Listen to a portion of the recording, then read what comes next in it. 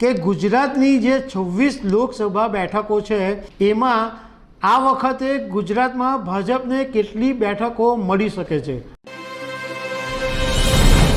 નમસ્કાર દર્શક મિત્રો, જી ન્યૂઝે એક સર્વે કરાવ્યો છે કે ગુજરાતની જે 26 લોકસભા બેઠકો છે એમાં આ વખતે ગુજરાતમાં ભાજપને કેટલી બેઠકો મળી શકે છે। તો આ સર્વે વિશે તમારી સાથે વાત કરીશું। મારું નામ રાજેશ શાહ છે અને તમે જોઈ રહ્યા છો ખબર છે .com। દર્શક મિત્રો, 2014-2019 બંને લોકસભાની અંદર ભારતીય જનતા પાર્ટીએ ગુજરાતની જે 26 લોકસભા બેઠકો છે એ બધી બેઠકો જીતેલી છે। મતલબમાં બે લોકસભાથી 26 બેઠકો ઉપર ભાજપનો વર્ચસ્વ છે, ભાજપનો કબજો છે।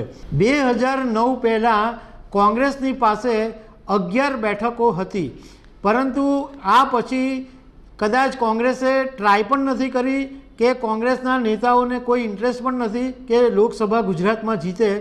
હવે વાત કરીએ કે જી ન્યૂઝ છે એણે એક સર્વે કરાવ્યો અને એ સર્વેની અંદર એ વાત સામે આવી કે ગુજરાતની 26 બેઠકો આ ત્રીજી વખત પણ ભાજપના જ હાથમાં રહેવાની છે। એક પણ બેઠકની અંદર કાંગરો ખરે એવું નથી, એવું આ અહેવાલની અંદર કહેવામાં આવ્યું છે। સાથે સાથે આ અહેવાલમાં એમ પણ કહેવામાં આવ્યું છે કે આમ આદમી પાર્ટીને કોઈ પણ બેઠક મળવાની નથી।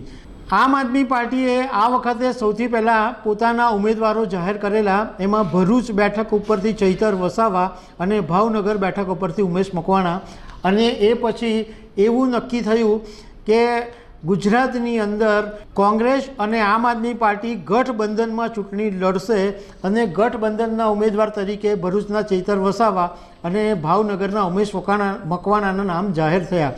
અને કોંગ્રેસે એમ કીધું કે ભાઈ 24 બેઠકો ઉપરથી અમારા ઉમેદવારો ઉતરશે। હજુ સુધી કોંગ્રેસે પોતાના ઉમેદવાર કોણ હશે એના વિશે કોઈ જાહેરાત કરી નથી। હવે થોડાક દિવસોની અંદર ભાજપ પોતાના ઉમેદવારોના નામ જાહેર કરી દેશે। પણ આમાં એવું કહેવામાં આવ્યું કે 26 બેઠકોનો ગુજરાતમાં સર્વે થયો, એમાં ફરી એમ કીધું કે 26 બેઠકો ભાજપ પાસે રહેવાની છે, કોઈની પાસે જવાની નથી। તો દર્શક મિત્રો, આવી અનેક વાતો સાથે અમે તમને મળતા રહીશું। Thank you very much.